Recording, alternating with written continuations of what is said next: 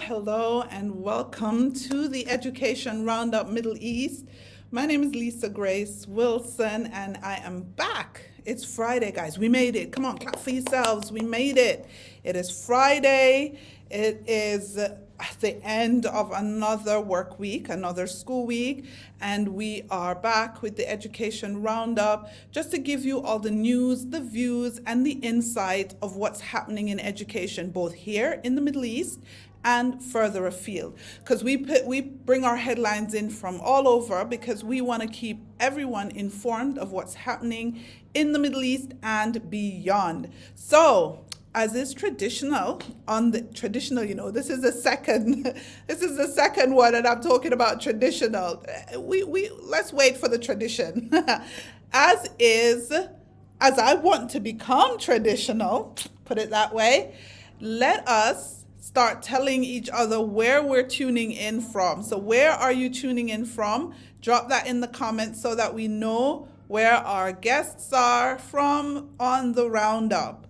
And by the way, remember last week I told you that I'm not going to be doing this roundup by myself anymore? Well, I kept true to that word, so I have a surprise for you. But start dropping it in the comment. Where are you tuning in from in the comments?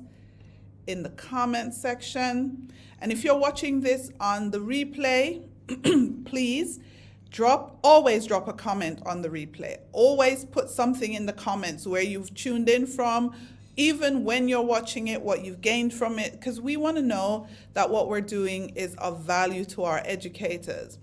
And so I'm just checking whether or not we have anyone who wants to drop where they're from. By the way, can you please make sure you're signed in? So if you're watching this on LinkedIn, please make sure you're fully signed in. Tuning in from Pakistan. Amazing. Welcome, Aisha.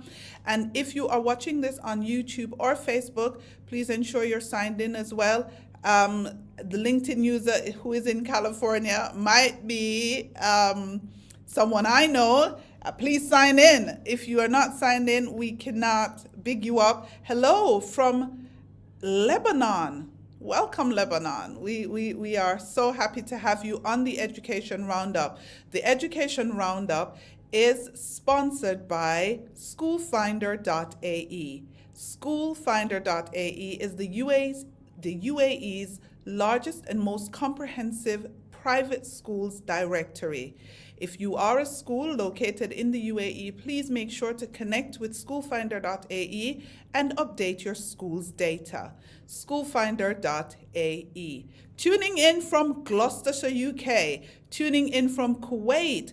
Tuning in from Abu Dhabi. That's my spot. You know, I got a special thing in my heart for Abu Dhabi. It's where I live. It's where I love. I love Abu Dhabi. So, on this roundup, I have a special guest. Now, this guest is a friend of Teach Middle East, and he's my friend. Yeah. So let's just put that out there on the card so that you know it's no one unfamiliar. It's a familiar face, and he's done a lot of work in the Middle East region. He's been featured in Teach Middle East magazine. He's been featured for his work in other notable publications. He is an educator par excellence, and he is also an entrepreneur within the education space. So give us little snaps, give us likes, touch the like button for me, touch the like button, and welcome Mr. Kevin Simpson to the Roundup. Hi, right. Kevin. Hello. Grace, how you doing? I am doing good. You notice how he called me Grace, people? That's how you know he's my friend. People who know me as Grace. Welcome, Kevin. How are you? I'm doing great. Thank you for having me. I am the West Coaster. I'm here in California. He is all the way in California? What you doing out there, sir? Right. I'm here for the National Council of Teachers of Mathematics Conference. It's going on. Okay. Been here for a few days. Brilliant. Welcome to the Roundup. And the Education Roundup is honored, right, to have you because we know how busy you get. We know how you get busy, and sometimes we cannot find you. So we're very excited to have you on the Roundup. And what we want to point out as well is that Kevin runs a consultancy, KDSL Global. So his education consultancy does work all across the world, not just the Middle East, but the world.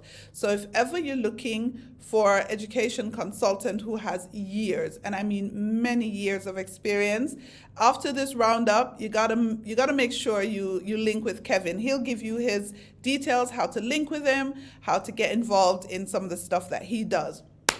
Let's jump into the headlines. You know, this show is 30 minutes, so we got bam, bam, bam. We in and we in. Okay.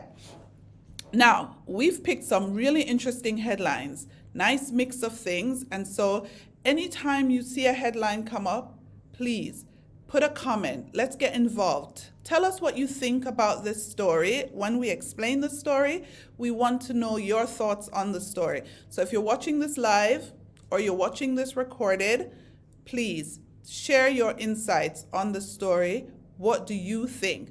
Now, the first headline is out of the UAE, and it's one that I picked, and it's smiles all round, because finally in the UAE, they have dropped the COVID mask mandate in schools. It's been a long time, guys. It's been north of 2 years that students have been wearing masks to school. Now, of course, this comes a bit mixed. So there are people who are, really happy about this. And if you go on Instagram right now, on any school's Instagram page, they all did it, which I found so funny. I would tell you, it was the most hilarious thing, Kevin. Every school had a reel with the teachers taking off the mask and the students taking off the mask, and it was all over social media. But I want us to understand that it was there for the protection of the vulnerable. And so now there are going to be people who are still within that vulnerable category that are not going to be feeling as happy. They want to see smiles, because obviously if you are in the vulnerable category, you have other things going on health-wise, right? So you do want to see smiles, because that will brighten your day. But at the same time, not every single child, and we have to remember this, not every single child will be comfortable or even happy about the removal of masks, because whether or not we want to debate its effectiveness, it made some people feel comfortable. What are your thoughts on that, Kev?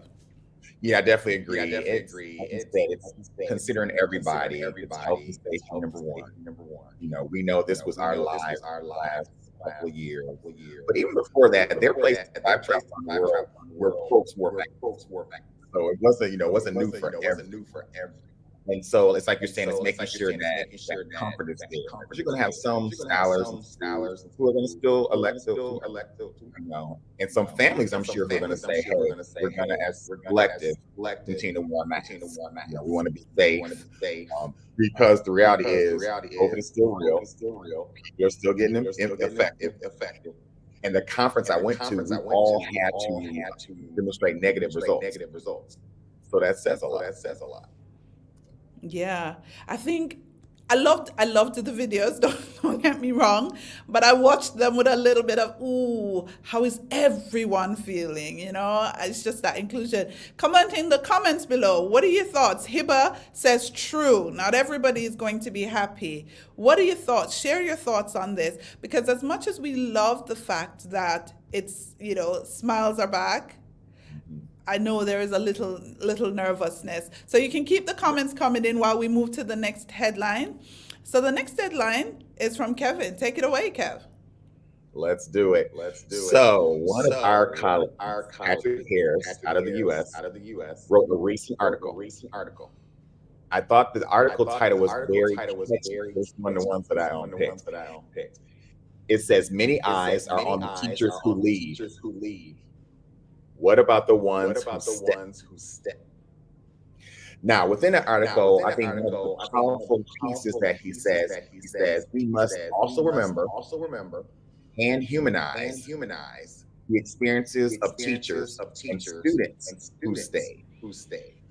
So this article obviously comes up in light of a lot going on, not just in the U.S., but even globally, on retention of educators, folks who over the last few years who, pandemic teaching online, round the clock interactions with families, students, tired and have looked and saw and thought about other opportunities outside of education or within education space, consultancy, training. And so he really brings up this idea of let's look and consider those that have stayed in the workforce.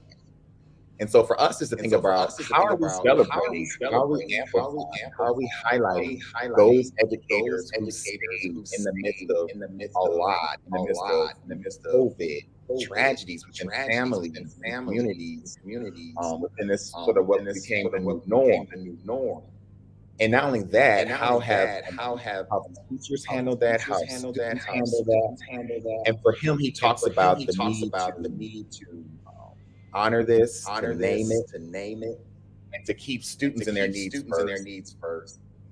And I thought that was just like a powerful, just again, in light of a lot of things within education space. Yeah. I mean, you guys are free to comment, in the comment section about what are your thoughts on the care being given to the teachers who stay. Because we do hear a lot, teacher turnover. There are a lot of people who've left the profession. And I loved the article. When I saw it, I actually ran and read it because I was like, truth, right? How many of us, feel a bit like, okay, who's paying attention to the ones who stay? There are committed, hardworking, dedicated teachers who have stuck it out. They could have gone. I'm of the strong belief that if you are a teacher, you could have chosen to be anything else in the world. So if you choose to stay, it is because you really want to do it. Because here's the thing, right? The ones who stay, either they're feeling pressure because less people are around and the job load is a lot heavier, or there's a lot more bureaucracy that is being piled on them and they feel that pressure.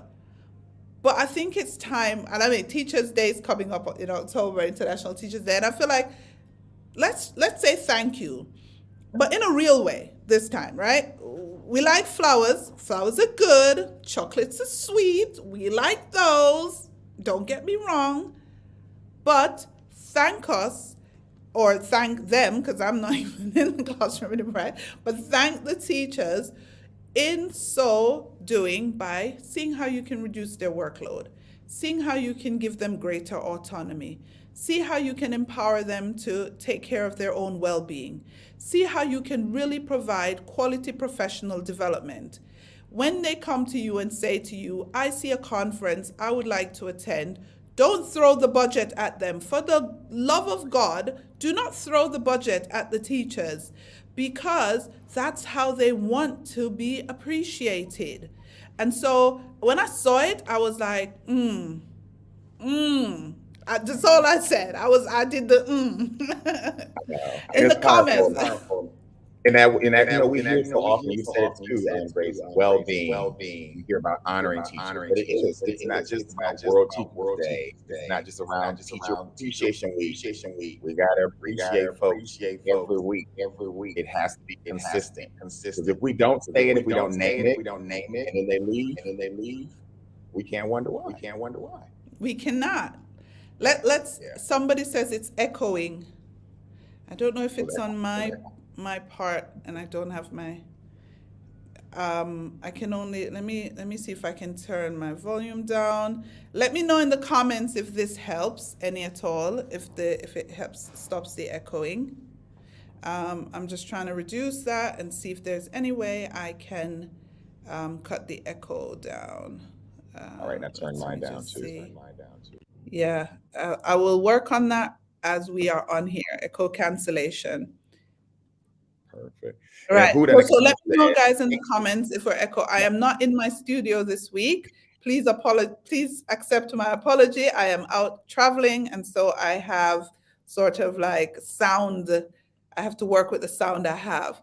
So Huda says it's a powerful article. The teachers who stay have, no option, I believe, due to financial and family responsibilities, and it opens up a conversation about appreciating them. Someone says, Kevin, your mic is echoing. Ah, So I let's see I if I get a don't I headphone. don't if I'll you get a can get a earphone. headphone and come back. Just take your video off for a minute and come back. So yeah, so in the comments, like I was saying, we do appreciate Teacher Appreciation Week. We love it. We love Teacher Appreciation Days. Those are really, really good. They're great, actually.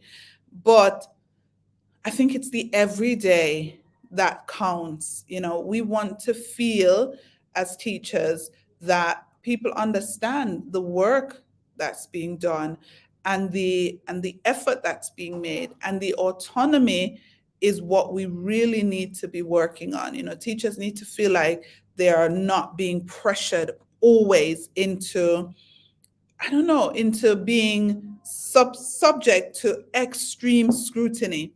Now, it's always such a fine line, because when we think about how much scrutiny is enough scrutiny, let's start with lesson observations. When we think about sort of like lesson observations of teachers, how much pressure are we placing on them by adding just that whole grading criteria to it? Does that happen everywhere? And I feel like in education, we need to kind of look outwards and look at best practices in other places to see whether or not people are still being graded in the way teachers are being graded. Like, are we still saying to a doctor, you are an acceptable doctor, you are a good doctor, or a great doctor, an outstanding doctor? And so with that, we need to really pull back, if for want of a better word, and look out. Huda Yeah, said, I think the profession itself deserves much more respect. And we're gonna we're I gonna agree. really we're gonna really move on from that topic, but not move away from the importance of consistently looking at what can we do to appreciate the teachers who stick it out, because every child deserves a good teacher. What do you Yeah, and say? that celebration is major too, like you're saying. Is that better? That sound good? Yeah, that should be better. In the Perfect. comments, is Kevin sounding better? In the comments, let me know if the echo is gone. Okay, so we keep moving on. Kevin, this one is you again. Uh-oh, me Teacher again. All shower. right. All right, this is an interesting. So we hear baby showers, we hear wedding showers, but have we heard of teacher showers? So this article comes from Madeline Will. She's a reporter for Education Week.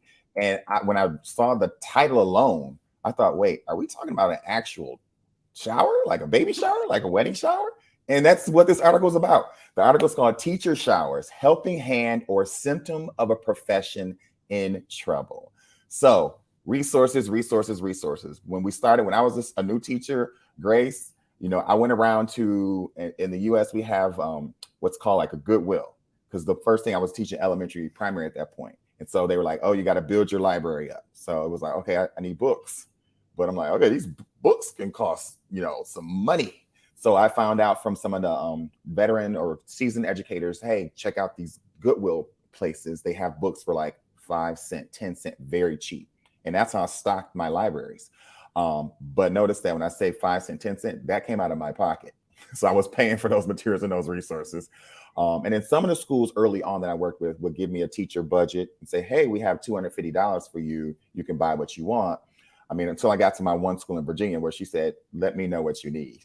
Let me know what you need, man. We have resources. But this article is all about that. Teacher, especially if you're new, there's a lot that comes with teaching. We know there's resources to buy. We know there's folks that do Amazon, different classroom resources that they can sign up for. So the idea is to have teacher showers where you would invite folks, just like a wedding or baby shower, and they would shower you with gifts. Now, I thought it was interesting. It wasn't just about gifts. You had a first-year teacher who talked about how people gave her advice on classroom management, but they're also following up with her. So they're checking in with her. So it's almost like creating a community of folks that can come. And she has some people who are retired. And they check, I thought the great thing was that, again, being able to have a new community for you as a new educator who check in on you and see how you're doing. So for me, I thought about how are we showering, since this is all about showering, our new teachers with support, with resources? Is that something that we're doing in our own communities? Is that something that you experienced when you were new to teaching? Did you have someone that showered you with either advice or with gifts? Let's talk about it. Yeah. So in the comment, teacher showers, like Kevin is saying, did anyone shower you? International schools a little bit different, right? But let's kind of go back to our home country mindset, because international schools, they kind of have to have those resources in there. Parents are paying for that. They need to have that in there. But at home, did you get? I can't remember getting anything. I think Okay. in when I taught in England, no one gave me anything. Wow. I Yeah, think to people build were it like, yourself. good luck. Right. What about your school? Did your school provide any sort of resources outside of curriculum Yeah, type I of? bought a few things, but they did Mhm. have resources in England, Okay. in the schools. Not always the most abundant, Yeah. but there were resources, and we did have, books in the library. We did have Mhm. stuff. I think what we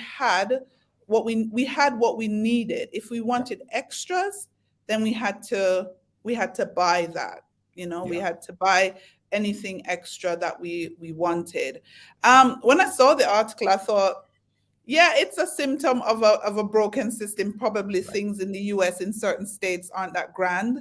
But Mhm. then I thought, it's your kids. If you throw a shower Right. for a teacher and help them get the resources, I don't think it's a bad thing. So in the Yeah. comments, the echo is gone, Abudun Perfect. said. So that's awesome. And Sanya says, oh, that's lovely. I know about the teacher wish list. I have Mhm. contributed to a few of those. So Yep. it's a thing. I actually didn't know. It When I is. saw the article, I was like, it's a thing? It's a thing. It is a thing, literally. So, because you have people who will spend up, and it talked in the article, people can spend up to the thousands, depending on what it is, especially if it's a special project or there are novels, books that want to be used, resources. If you're building out STEM within your classroom and your community, and that's not a school focus per se. So, a lot of times it might be special projects that people are seeking and wanting to do. Welcome from Abu Dhabi. Yeah, hello, Abu Dhabi. I love my Abu Dhabians. They support. We love them. We absolutely love them.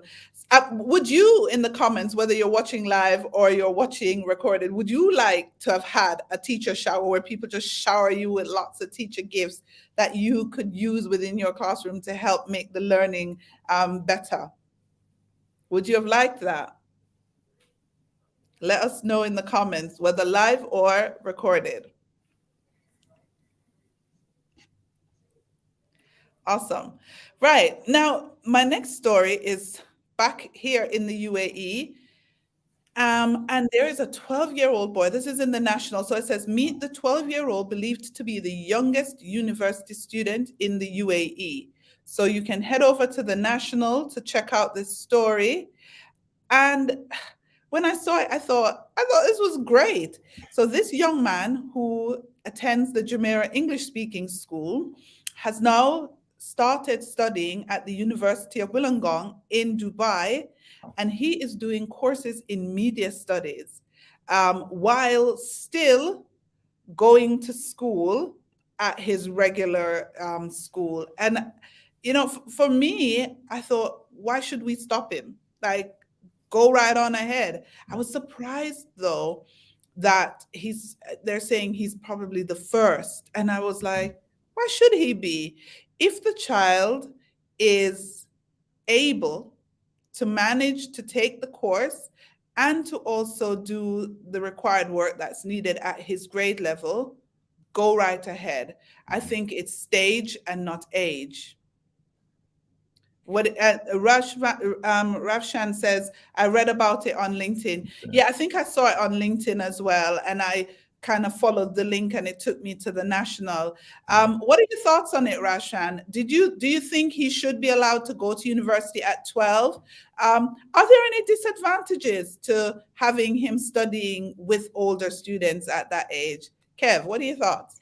I know, and you hear about, scholars that are graduating earlier, because this whole, like you said, this age thing, like it's almost like we're all stuck into that they have to be 17, 18 or a certain age when they matriculate to university. Well, I've always loved this concept of dual enrollment. I remember when I was in secondary school in the US, high school, they talked about you had the opportunity, if you wanted to take classes at colleges locally. And sometimes there's classes that a scholar wants to take that the school might not offer. And so I think it's a powerful thing, and I think it's a good move. There's lots of universities in the UAE. Why not connect and partner? I remember a few years ago we did College Day in the UAE. Why not start to make those connections? Why wait until they graduate? If there's, the early exposure is a great thing. And so the more and more scholars in the UAE become aware of the universities and think about what partnerships could flourish. And, where more of the colleges are coming to those international schools and making them aware, and not just when they get older, the early on, I think it's powerful. And I worked in schools. I mean, the school I was just in earlier this week with my teachers I mentored, they have a focus on college. So you go around and you see banners from all colleges from all over the world. They're banners, and each of the classrooms is set up in that frame. So when I had scholars at that school, we were Michigan State University. And so we had college days where I would tell them about the university, ask questions. I got materials and research from the university. So I think that early exposure, and even to getting them enrolled, I think it's a plus. Yeah. Put your comments, guys. Do you think early enrollment to university, or even dual enrollment, as Kevin says, is of benefit to younger students? Brilliant. Thank you so much, guys. Let's see anything in the comment. Yeah, someone says yes, definitely. Why not? And I agree with that as well. I think if they can, don't stop them. Yeah. You do have to just work with them to make sure that their social and emotional needs and learning and all the other things are intact, but don't stop them. Do not. Okay, thank you. That is the end of our headlines. Now it's time for you to grab your calendars, grab your notebooks, get your stuff out. And we are going to be talking about the events that are coming up. It's conference season officially starting in the UAE and the Middle East. It is conference season. As soon as the heat goes down, the conferences turn up. That's how it works out here. So grab your notebooks, grab your calendars, because we're going to talk conferences. The first event is an online one, and it is a free webinar. This webinar is particularly for the heads of English coordinators, English teachers in the secondary phase of school, and it is a webinar on how to leverage learning science to drive secondary literacy. To register for this webinar, I'm going to pop the link in the comment section of this broadcast. All I want you to do is just go ahead, click on that link, share it with your English team, share it with your English department, and get registered. It's on Wednesday, next Wednesday at 5 p.m., and it's free. So share it far, share it wide. We're going to be talking, not we, the experts, are going to be talking about how to leverage learning science to drive secondary literacy. If you teach English or you know anyone who does, and it's the secondary phase or upper primary going into secondary, please go ahead and share that. And now I'm going to turn over to Kevin, who's going to talk to you about a fantastic event that I'm speaking at. Yes, you are. We're excited. We're bringing the GCC ASCD conference back. We know it's been some time with everything going on. It was a request, and we've met that. And look out in the chat, because we are going to be giving away 5 passes to folks who have attended. So look out in the chat. Before we get off here, I'm going to pop in the email. So the first 5 that send us an email will get 5 passes, meaning you can come for free. So get that information. But we're excited. It's up and coming. It's on the 8th of October. We're bringing the conference back. It tends to focus on American curriculum educators and leaders, but it's open to everybody. We have a host of different speakers, interactive sessions, lots of different topics from well-being to math to literacy, and more. We have a student panel that's closing us out. We are excited about these 5 youth and their voices. They're going to be sharing what they see as practices that we as educators should be thinking about within our classrooms, as well as former teachers of the year and some of the ASCD alumni who are going to be a part of the session. So we invite you. It's in Dubai on the 8th of October at Big Night School. So look out in the chat for that invite. We're going to give away some free passes. Thanks, Lisa. Brilliant. I didn't know about the free passes, guys. He surprised me with that one. So please, in the chat, click the link, get it, share it, make sure that you are there. And then in November, it's time to steam it and STEM it, guys. It's the STEM Mina Conference and Awards in Dubai. Again, in the chat, I'm just going to put the link to stemmina.com. So that's www.stemmina.com. And I want you to go to stemmina.com, register, share it with your school. This is for all your teachers of mathematics, teachers of science, teachers of technology, the arts, your head of tech, your head of innovation, your head of design, all of those guys, please make sure you share this far and wide. STEM MENA conference is about the how of STEM, not the what, not the why, but the how. How to teach STEM effectively in this time. So head on over to stemmina.com or just Google STEM MENA. So that's stemmina.com.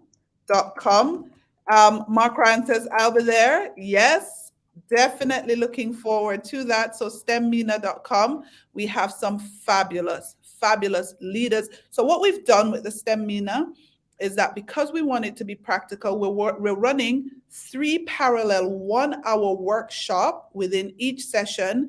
It's going to be hands-on. Anthony Copeland and crew are coming over from the American School of Dubai to bring their makey kits. So you are going to be hands-on with your makey. We've got robotics going on. From the Global Indian School, we've got someone coming in to do STEM integration across the curriculum. Siju is coming in to do that. Then we've got one educator who's coming in to teach you how to integrate AR and AI and VR across the curriculum. Not just STEM teachers, every teacher. So that's why STEM teachers are not just in that small department. They should be across the school. STEM is for everyone. See, Sanya, you read my mind. STEM's for everybody. STEM is for everybody. So head on over to stemmina.com. Then following STEM MENA, Guest Dubai takes place on the 15th to the 17th of November. So get to guestdubai.com and register. Just going to give you a quick idea of what's coming next year in term 2.